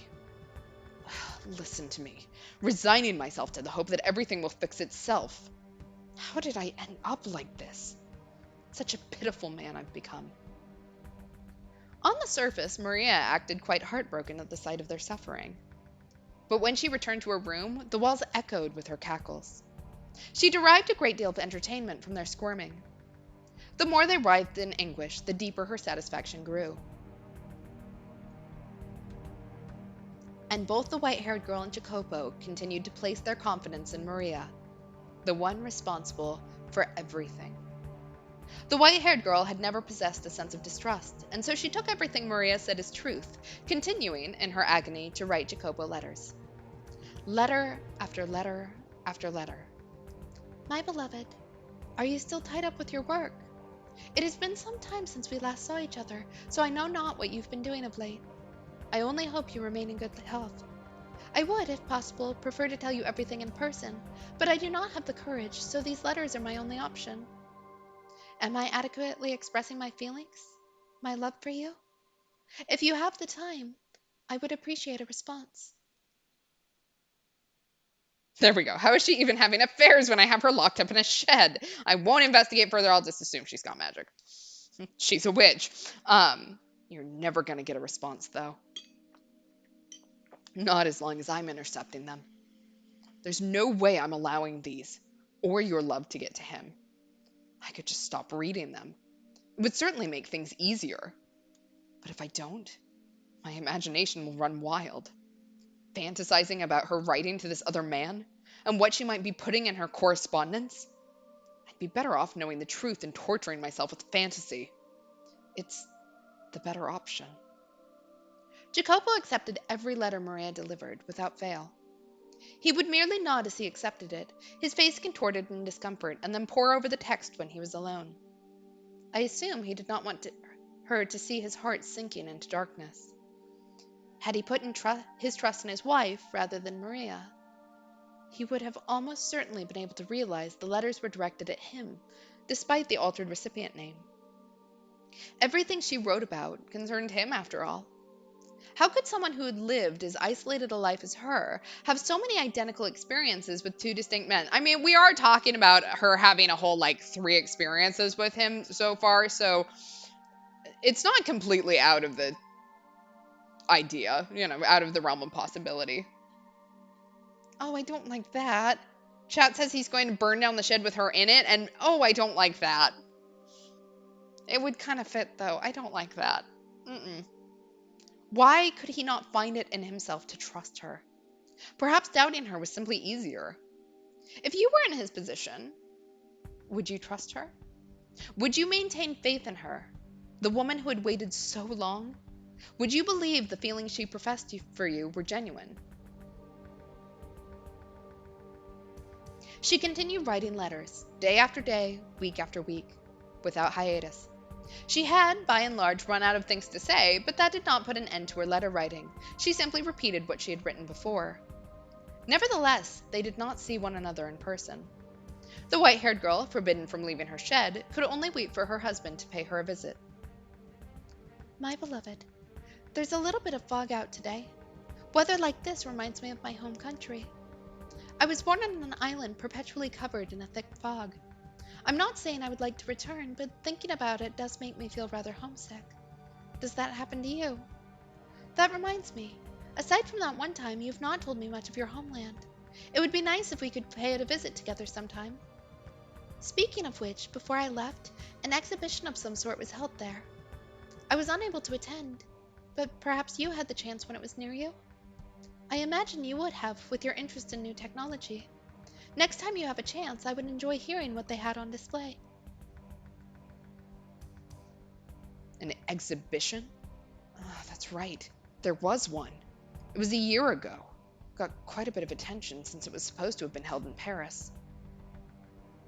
I was busy, preparing for our wedding. I had no time to attend an exhibition. And while I was doing that, giving you, a woman I had never met before, my full attention, you were giving yours to a different man? Has this been going on for that long? Oh my God. He's stupid, and that's okay. This man could have chosen to be a himbo, and instead he chose to be this. Had he simply stepped on and taken action, he could have put an end to the stream of letters, each of which gave rise to further misunderstanding. He needed merely ask the white haired girl in person to whom the letters were addressed, whether what they described were true, and the twisted threads of his confusion would have all been unraveled.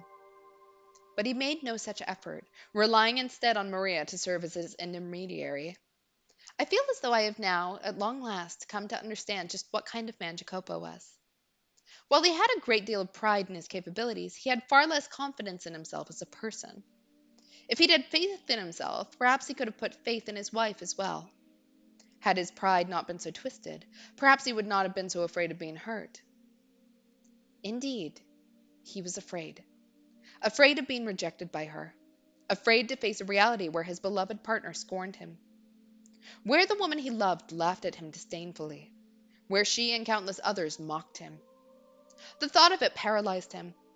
The environment in which he had been raised played a significant part in his state of mind, I expect. Occasionally, the name on the letter would change. Maria was making the white haired girl out to be having affairs with multiple other men. She could never do any such thing, of course. But Jacopo, thinking Maria to be his only ally, believed everything she said. If I could figure out who this man is, and where he resides, I could make him tell me every last detail about his relations with my wife. But what if that information went public as a result? If news of her infidelity spread, and were to reach the Cosca? The fate of the Bersatis is in your hands, son. There's a limit to what we can accomplish on this tiny island. If we don't turn our attention outwards, we will wither away and die. And not just this family. This whole land will find itself famished and emaciated, defenseless against invasion as we waste away. I won't stand by and watch my homeland crumble. Sure, our methods may be crude and not always worthy of praise, but they produce undeniable results. The unfortunate thing is, the previous Capofamilia was an incredibly reticent man. It took all he had to merely preserve his small chunk of the world. But I'm not like that, and neither are you. The most I can do is lay the foundation to make it easier for you to work, which means everything rests on your shoulders. Both the future of the Berzati family and the future of this country. It all falls on you. The marriage is happening too quickly. It would be madness not to hurry given the circumstances. You should be well aware of that. We need the Berzati name climbing the social ladder in short order, or we're going to have everything ripped out from under us. If the woman isn't to your liking, you can find another one that is. She's only going to be your wife in name. But listen to me, son. You must not allow her to fool around. What are the most vital things to have in our society? Money? Power? Yes, those are important. But what matters most is respect. No one's going to follow a capofamilia they can't respect. They'll try to undermine your authority. Once someone deems you weaker than them, courtesy goes out the window, and that's a judgment that's near impossible to overturn. Betrayal spreads like a fire through a forest, and once that flame's lit, the both of us come crashing down. You must not let anyone look down on you. You must not let anyone think that you're the kind of man a woman can walk all over. If by any chance your fiancé is ever unfaithful to you, kill her before anyone finds out. Your place is above others. Climb to the top. Never be content with someone above you. And never forget the weight you carry on your shoulders. Yeah, who is this new lover she's cavorting with? Who the hell is Yukimasa? This is your responsibility. The fate of the Berzatis is in your hands. The fate of this land rests upon your shoulders. Kill anyone who stands in your way. Aim for the top. I can't read all of that, but duty, responsibility, responsibility, responsibility, do not something. I can't read that. But don't something. I must keep intercepting her letters. I must keep her locked up. I still have work to do. I cannot allow anyone to learn about how she's disgraced me. Kill her. That's how my old man says to handle it. That's the last resort. It's not yet. God damn it. It's downright wrong for me to even be having these feelings for someone. Fuck. Yeah. With great power comes great responsibility. Uncle Ben Berzati.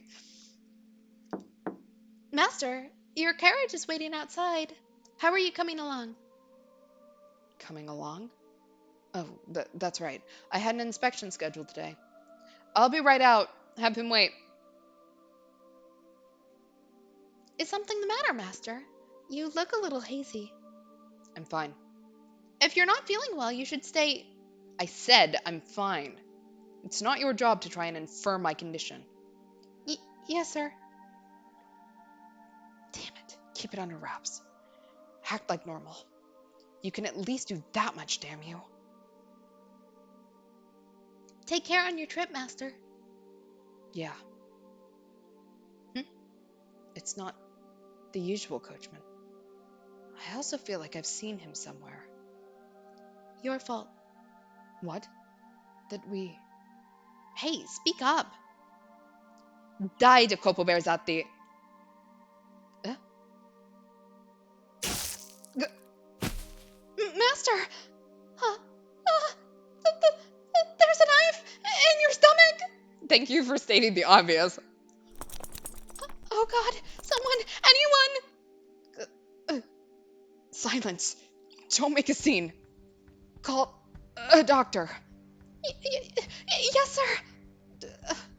Uh, now I remember where I've seen him before. That's right.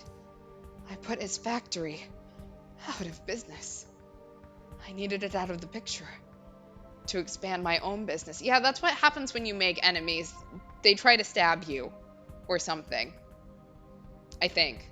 I don't actually know how that works. I'm not a businessman. I'm not part of the mafia or whatever he's part of. Uh, I guess he held a grudge about that. Hi, welcome. I should have been more careful. Blood flows with surprising abundance from a stab wound. It's not stopping either. Son of a bitch. The world is going white. Come on now. You have to be kidding.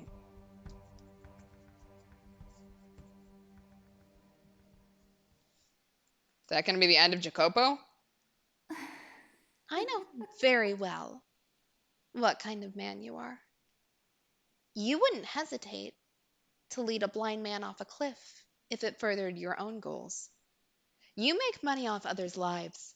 You stand upon a mountain of corpses, cackling at everyone below you. For a man like you, love comes as naturally as flying. Guess what? You don't have any emotions, and you never have. You've always been this way. I am absolutely loving this. Like, this is one of those games that seems to be life changing, and I had no idea coming into it. So I'm so excited to see where this is going. I'm not disappointed at all. Let's keep going. My childhood was day after day of mockery. You're just a bunch of nobodies trying to pretend your name means anything, they would say, sneering and glaring. Maria treated me as an equal, but she was the only one. I wanted to show them up. And to do that, I had to rise to the top, or at least high enough that I could laugh at them. My old man wasn't the only one who wanted that. I did too. I had to make them acknowledge that I had value as a man who actually wants to go through life being laughed at. I had to make them recognize that what I did had value, and I needed neither love nor compassion to do it. Or that's what I thought. In the beginning, I only ever intended to use that woman. I simply needed her to build a name for myself. When she served her purpose, I could simply cast her aside. That's what I thought. Or rather, that's what I endeavored to make myself think. But deep down, I felt bad for her. I pitied this woman who was being made to marry a man she had never even met before. I'm sure what she really wanted was to have a regular marriage with someone she loved. But because her family wanted to cling to their name, she wasn't afforded that opportunity. I wanted to do something for her. It didn't have to be anything grand. I genuinely wanted that. The day of our wedding was when I first saw her. Her face, partially obscured behind the veil, was gorgeous. And crucially, she was smiling at me. I had expected to find only gloom and despondency in her eyes. But instead, she smiled. The moment I saw that smile, I wanted it to be a permanent part of my life. I truly did want to ensure she always had a smile on her face. Ugh, is this my room? I'm alive? Damn it. Ugh, I feel nauseous. What what time is it? The world's a blur. So hot. You mustn't get up. Huh? The doctor said bacteria entered your body through the wound. Because of that, you have a very high fever. What are you doing here? I was told you had been badly wounded, but thankfully it was not fatal. How did you make it out of... Pardon? Oh, I see. Maria opened it. Would you like some medicine to reduce the fever? It should help you feel better. Yes. No. Huh? Stay by my side for a little longer. Is there anything I can do for you? You can ask me anything. My hand. Your hand? Could you hold my hand? If you don't want to, that's fine. Like this? Your hand is quite cold. It probably feels that way because of your fever. I have to say, like, our white haired girl, Abby, like, this has to be the weirdest kind of shift in his attitude towards her. I don't know what's going through her head right now. Because, like, we've been in his and we know why he's shifting, but I don't know. I guess she's just going with it. Which, granted, that's probably all she can do. So, Yes? I've done some regrettable things to you. Please forgive me. To tell you the truth, from the moment I first saw you, I I felt like you were what I had been searching for my whole life. Laugh if you'd like. I felt like I had finally found you. But I couldn't act around you the way I honestly felt. You should get some sleep. Could you keep holding my hand until I fall asleep? If you don't want to, that's fine. My hand is in yours. Thank you.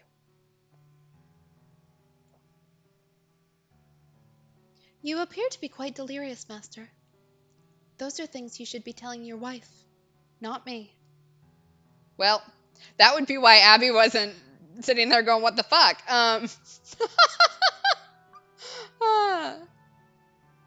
It was all a dream. Of course it was. It wouldn't be that easy.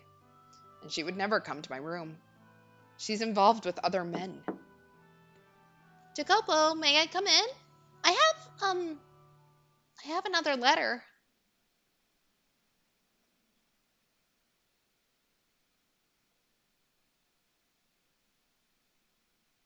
What you doing, Maria? How you playing this? He's just been stabbed. What are you gonna do? The white-haired girl's persistent letters did not improve anything, but simply stoked the flames of misunderstanding. This continued for several months. Though outside the sun shone with the gentle warmth of spring, the cold, bitter winds of winter still relentlessly blew between Jacopo and his wife.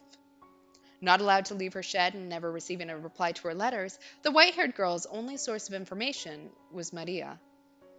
Week after week, her circumstances remained the same, but something else was beginning to show signs of change: her mental state. It's pointless, madam. You're only wasting your time at this point. I saw him throw your letter into the fireplace. He's not going to read anything you write, no matter how much of your soul you pour into it. He cares more about money and work than love. That's the kind of man he is. Just give up and file for divorce already. You kidding me? It would surprise me if Maria wasn't somehow behind Jacopo getting stabbed. I don't know if she is or not, but also I have a suspicion. No, no. I will get through to him. Everything will go back to normal. I have faith. All my letters may go up in flames, but my faith will not be lost with them. As long as I keep writing, eventually I will get through to him. So I cannot stop. I cannot. Do you have any idea what he says about you, madam? Jacopo doesn't trust you in the slightest. He goes around calling you a witch, a man-eating devil woman. It's awful. There's no one as pure and as beautiful as you. He says, I am a witch. Listen to me, madam. He never for a second actually loved you. He just wanted the influence attached to your name, wanted to mingle with the upper class. He used you. But last year, when we went out together, he gave me the Finacus wheel at the photography shop. He had the owner make it especially for me. He was just trying to win your favor. If he really cared for you, he wouldn't have gotten you a paper toy. He would have gotten you something like a ring or a necklace or some perfume, a nice dress, something women really like. Has he ever given you anything like that? I. He. He doesn't have any feelings for me? Oh, I'm sorry. I just couldn't stand to see you going through this, but I don't know when to shut my fat trap. I went too far. The last thing I need to be doing is hurting you worse. For everything I've said, your unwavering dedication is really impressive, madam. I know I've suggested you get a divorce, but to be honest, part of me kind of doesn't want you to split up. Despite knowing you staying with him is just causing you pain. You've made it this far. I'd like to see you make it all the way. Maybe he actually will start paying attention. Your sweetness can melt even his heart of steel. Yes, yes, you're right. I will keep waiting, keep writing, and I will not divorce him. Yeah, all right. So please, keep delivering my letters to him. You are my only remaining connection to the outside world. Oh, yes, one more thing. If it is not too much trouble, could you tell me how he has been and what he's been doing lately? I do not have much else to write about, so if I could at least relieve him of some of his work-related stress. I am his wife, after all. I should be able to do that much for him. I am his wife. Her dedication to him was perhaps closer to an obsession, but she did not seem to be conscientious of the fact that her obsession was killing her. She was visibly losing weight, and her spirit was breaking down. It is said that emotions fade with time, but the opposite can also be true. The act of waiting, of fervently believing for so many months despite the object of one's affections not returning them, can tear apart a person's heart, crush their soul, shatter their spirit. No matter how radiant, how thick-skinned they may be. With enough time, it will wear anyone down. No one is immune. It's pointless, Jacopo. Wait all you want, you won't get her back. If she's going to be writing letters, she could at least write one for you. She looks so pure, pretty as an angel. But God Almighty, is it only how she looks? You've changed a bit. What? Have I? The old you would be yelling and screaming, chomping at the bit to go storming in on the madam. Now you just go quiet. I'm just a little tired. You could break it off then. What? You've already made a name for yourself in high society. Nobody's going to suddenly start ignoring you. You've more than put her family name to good use. To put it in your own words, it's no longer necessary. This isn't something I really want to say, but the madam has never liked you. She was married off to a total stranger and forced to leave her home. I'm sure she felt very alone, and so she sought the companionship of other men. Anyone who wasn't you probably seemed quite attractive to her. So, without getting violent or threatening to kill her or anything, just end it already, quietly and without a fuss. It'll be easier for you that way. I. I cannot. Because you still love her? That's wonderful, Jacopo. After everything, you still love her. That's just blind, slavish devotion at this point. Perhaps it is a foolish, unhealthy obsession, but I still do not wish to sever ties with her. I cannot get the image of her smile out of my head. The look of utter elation on her face as she looked through the phenakistoscope. I can't remember how I said it the other day, but those captivating eyes beneath the veil at our wedding. I will never, for as long as I live, forget those sights. Color me surprised. You're a sentimental one. Well, I guess you always have been kind of mushy, haven't you? True to your heart, despite how you may look. That's not a bad thing, though, in my book. There's nothing but pain in it for you now, but all you can do is wait until she stops writing. But don't worry. If you need to let off some steam, I'm all ears. I'll be here for you until she breaks it off with the other men. No, that will not be necessary. What? I know very well that things cannot continue on as they are forever. I knew it from the beginning and still couldn't do anything. This time, I'm planning on facing her myself. You serious, Jacopo? Yes. I've relied on you for far too long. I was afraid of what I might do to her. I didn't want anyone to find out that my wife was being unfaithful. And I thought that the best way to ensure that was by locking her up, away from anyone else. But the situation is not going to improve unless I do something. If I allow things to continue as they are, sooner or later word of her infidelity will leak. So before that happens, I must face her myself. I must do something. It's probably best if you didn't. I'll tell her anything you want. Make sure things start improving. I appreciate everything you've done, and I apologize for getting you involved in our troubles. But I'm going to end it now. No, I must put an end to it. This is a problem between me and her. You might get violent again if you go see her face to face. Yes, I might.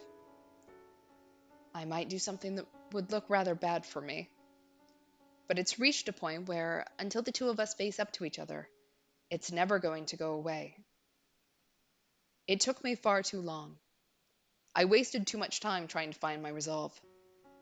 I see. You'll need a way to break the ice then. Break the ice. Right. If you've got some convenient excuse to talk to her, it'll reduce some tension and make it easier to bring up what you need to bring up, right? Here's an idea. That transcontinental railroad you've been funding. That's supposed to be opening up pretty soon, isn't it?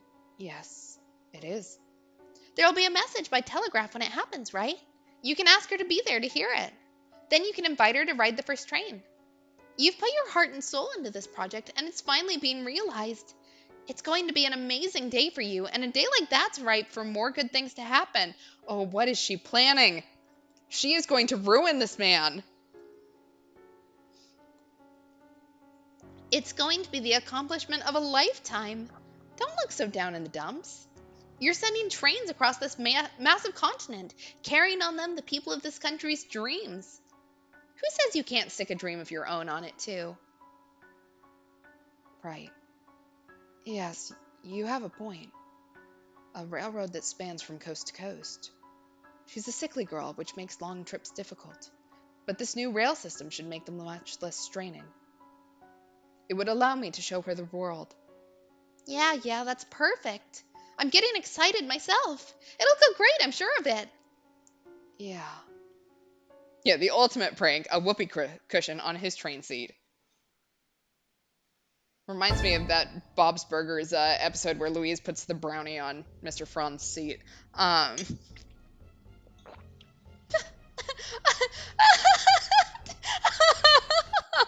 oh God, my fucking sides! Seriously, they are a goddamn riot. The both of them. They keep on trusting me and keep on getting hurt. They don't have to be going through any of this. Oh my God, Maria, you're terrible. And these people call me the Holy Mother. I bet the real Mary's rolling in her fucking grave. Now, I must say, I wasn't expecting you to make a move, Jacopo. A shame that. The squirming loser, paralyzed by insecurity, is a better role for you. If they do end up figuring it out, tough shit. Doesn't hurt anything, just takes away a bit of my fun. I don't understand why he's so infatuated with this railroad. I mean, I do sort of get romanticizing steel, but my kind of steel's a little smaller scale. Anyway, I suppose it's about time to get things moving. No matter how this plays out, you will not have a happy ending, Jacopo. You're going to get a real taste of just how much I despise you. Maria! Maria! Oh, there you are. What is it? I'm on break right now. You were assigned to clean the cellar today, weren't you? Well, head maid saying it hasn't been done yet. What? I did. I cleaned it. Just a casual once over, but hey. Well, do it again. And do it right this time. Because if you don't, it's going to fall on me. And that's supposed to make me give a damn? I mean it. You take care of it. You get enough special treatment as it is. Yeah, right. I heard you the first time. I'll take care of it. And don't you forget it. Oh, for God's sake, why should I have to be the one to tell her? Is she gone? Ugh, what a pain. Who cares if the damn cellar's clean? Not like anyone's bringing guests down there. Yeesh. I guess I should take care of it. Better that than a tongue lashing by the head maid. God, why did I have to be a maid anyway?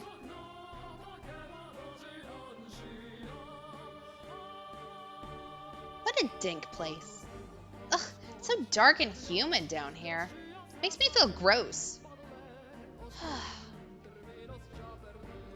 Hmm? Someone there? Hello? Hello? Is anyone in there? Oh, what's gonna happen to her? I got so excited to see what her plan was. If she dies here, I'm going to be so disappointed. It came from further in. Whoa, it's seriously dusty back here. Who was supposed to clean this last week? Well, clean the whole thing next time, damn it. Just makes my job harder. Disgusting. God damn cobwebs. Oh God. Oh dear God. I do not want to clean this. Huh? Ow. Oh, for God's sake, stack this stuff properly. Now I've got to fix this whole mess. For the love of... Huh? What's this? Something carved into the floor. Never noticed this before. Someone get bored one day? What do we have here? It's mostly illegible. Let's see. It's not written in English, but my native language. But it's not modern. It's really archaic. Why on earth would an old form of my country's language be carved into the floor of a mansion built here in the New World? Most of it's illegible, but I can make out one section. Our lives. Our lives shall be forfeit to the witch's curse. Nevertheless, we must lay bare those with sin upon their souls, for the redemption of those whom are pure. Should ye mean not to dispel your curse, we implore of you, O witch, to mark with it only their bloodlines. The blood of the sinners flows through those who dwelt within this house, but not I. What in the... A witch? That's crazy. That's crazy. But why does the handwriting look like mine? Oh my God, were we right about the whole reincarnation thing? Like, is she actually the reincarnation of Nell? Oh, interesting. According to Catholic tradition, the real Virgin Mary doesn't have her grave to roll in. She was taken up into heaven directly. This dogma is known as the Assumption of Mary, and it posits that her whole body went into heaven with her soul at the end of her life. Well, sorry, Maria, there's no rolling in her grave. It's just coincidentally similar. No one's handwriting is perfectly unique after all. Why am I so sweaty? It's not that hot down here. Nope. Forget it. Didn't see a thing. Not a chance it's real. Just a tasteless prank. This is silly. Hmm? There's something in this box. Is that a painting? Has that always been here? Huh? White hair, fair skin. Is this the madam? But then, why is the face all torn up? And her clothes look really old fashioned. The painting seems worn and faded too. Something about it feels off. I'm not sure how to describe it. It's very creepy, unsettling. The writing on the floor and this painting? What is with this house? It's just a painting. Nothing to get weirded out over. I bet I know what happened. Jacopo probably slashed it up in a fit of jealousy. He is a simple man. Seeing this probably wouldn't put him in the best mood.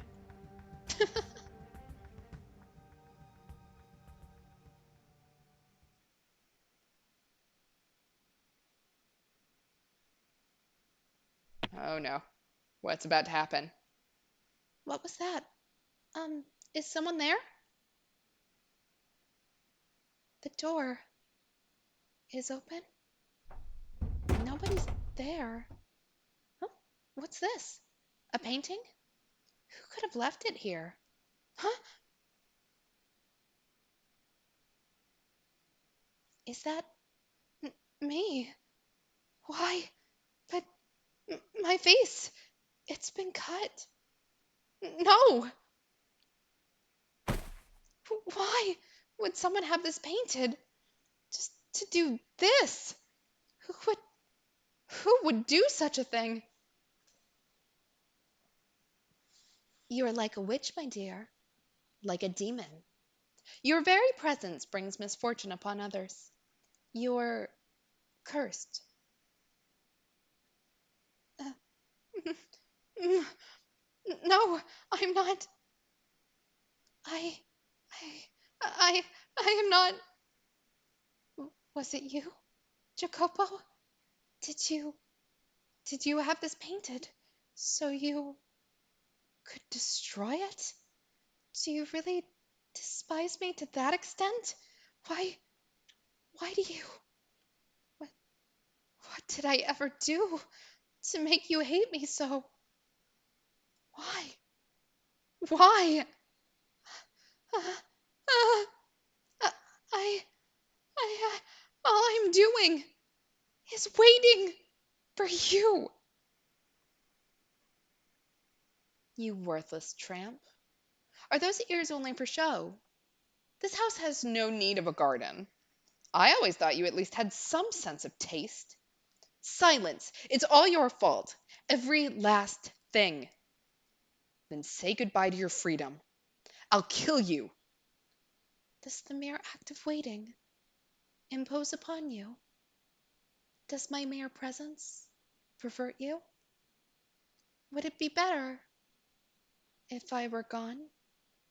Would it be better if I left this mansion? If I left you? I don't think I can wait much longer. There's no end in sight. I can't take it any. There is no end. No. I will set a deadline for when I give up waiting. When the project you pour your heart and soul to is complete, when the railroad opens, I will be finished waiting, and then it's over. Yeah. Did Jacopo read the picture of Dorian Gray again? All right. I would love to keep going, but I do unfortunately have early work in the morning, so we are going to end here for tonight. The good news is that we will be back on Thursday playing this. Um, so Thursday, 10 o'clock Eastern, 7 o'clock Pacific. Um, I don't think I have any announcements. If you are new, thanks for hanging out. Feel free to follow or not. Hope to see you back on Thursday. Hope you enjoyed. And yeah, I'm so excited to see where this is going. We'll see where this ends because I think we'll get to it next stream. So yeah, thanks for hanging out. And hope to see you guys again soon. Thank you. And thank you for the good luck with work. Have a good night, all.